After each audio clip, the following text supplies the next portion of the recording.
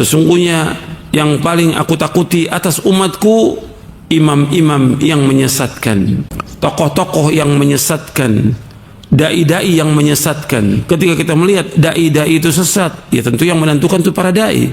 Artinya orang berilmu yang paham tentang Quran dan Sunnah. Ini orang sudah menyimpang. Hafal Quran, sholat malam, puasa, dan banyak lagi yang lain lakukan, tapi sesat. Dan jangan cari teman ahlul bid'ah, jangan cari teman ahlul syirik, jangan cari teman ahlul syubuhat. Banyak memang teman yang ngajak untuk ngaji juga, tapi antum hati-hati. Bukan mustahil orang itu bisa sesat. Yuriduna an yutfi'u nurallahi biafwahihim. Dalam hadis yang sahih yang diriwayatkan oleh Imam Bukhari dan Muslim, nanti akan ada doa ala abwabi jahannam, dai-dai yang berada di tepi jurang jahannam. Man ajabahum qadhafuhu fiha. Barang siapa yang memenuhi panggilan para dai tersebut, maka mereka akan mencampakkannya ke dalam neraka. Jadi Nabi SAW sudah menyebutkan nanti akan ada dai-dai yang berada di tepi jurang jahannam, yang mengajak manusia kepada kesyirikan, mengajak manusia kepada kekufuran, mengajak manusia ke neraka. Dan Nabi juga SAW bersabda dalam hadis yang sahih yang diriwayatkan oleh Imam Abu Dawud dan yang lainnya dari sahabat Thauban radhiyallahu an, inna akhwafa ma akhafu ala ummati ala immatal mudhillin. Sesungguhnya yang paling aku takuti atas umatku imam-imam yang menyesatkan, tokoh-tokoh yang menyesatkan, dai-dai yang menyesatkan. Nabi menyebutkan dengan kalimat a'immatal mudhillin, imam-imam yang menyesatkan. Hadis ini sahih.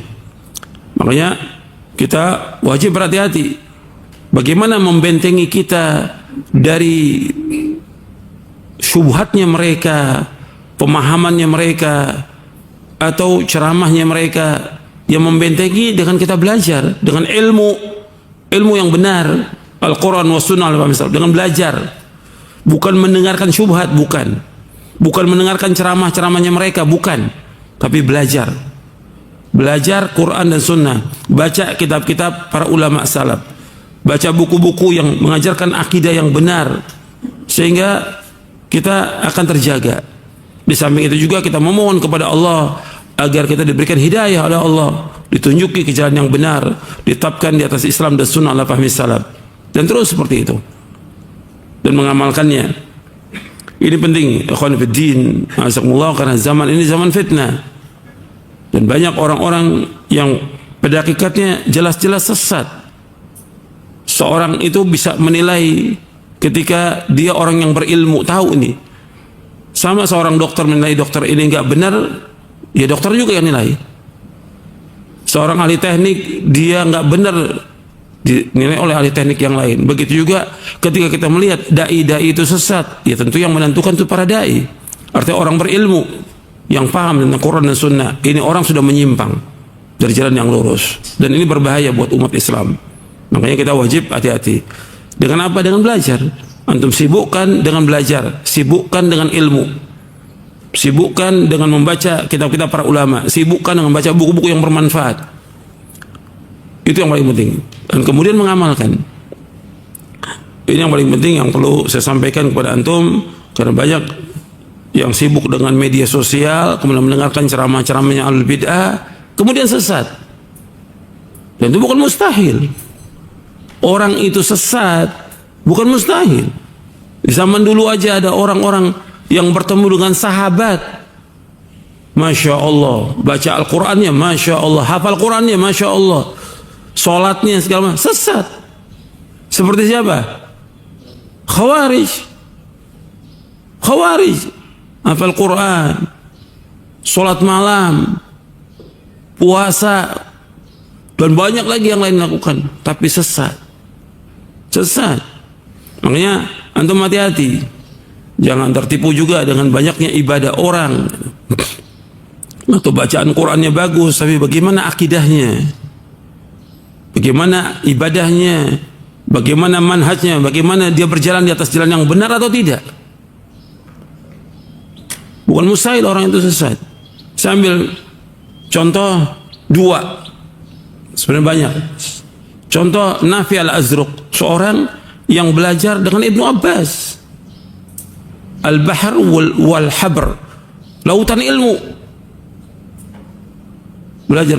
Kemudian dia berteman dengan siapa? Temannya ini yang berbahaya, dengan Khawarij. Kemudian nikah dengan seorang Khawarij. Jadi Khawarij dia. Dan memerangi Ali bin Abi Thalib. Ini murid dari siapa? Ibnu Abbas. Orang yang alim didoakan oleh Rasulullah SAW. Tapi karena kemudian dia berteman dengan orang yang sesat, jadi sesat dia. Ada satu lagi, seorang yang ahli baca Al-Quran. Masya Allah, luar biasa baca Al-Qurannya.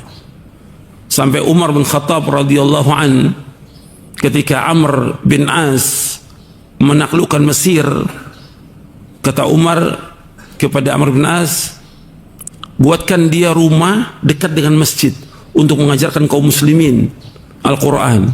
Dibuatkan rumah dekat masjid di Mesir.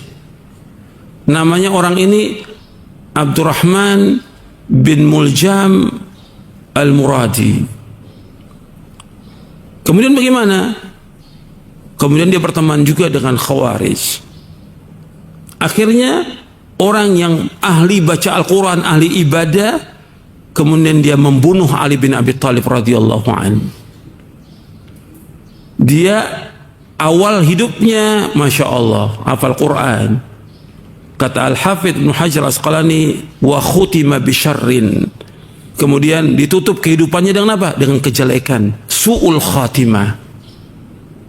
Dia membunuh ahli surga, Khalifatul Rashid Ali bin Abi Thalib radhiyallahu anhu, yang Allah dan Rasulnya mencintai Ali bin Abi Thalib.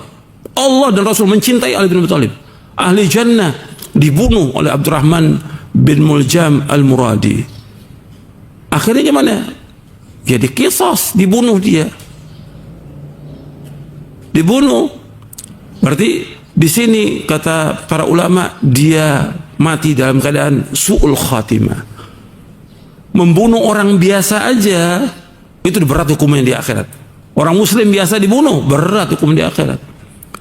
Sampai dalam satu riwayat disebutkan Allah nggak akan menerima taubatnya orang yang membunuh seorang muslim. Nggak diterima taubatnya. Sampai seperti itu. Sekarang yang dibunuh Khalifatul Rashid Ali bin Abi Thalib radhiyallahu anhu. Jadi ini jadi ibrah pelajaran. Antum belajar yang benar, Quran Sunnah Fahmi Salaf, yakini, amalkan. Jangan cari teman ahlul bid'ah. Jangan cari teman ahlus syirik. Jangan cari teman ahlus syubuhat. Banyak memang teman yang ngajak untuk ngaji juga, tapi antum hati-hati. Bukan mustahil orang itu bisa sesat. Hafal Quran bisa sesat.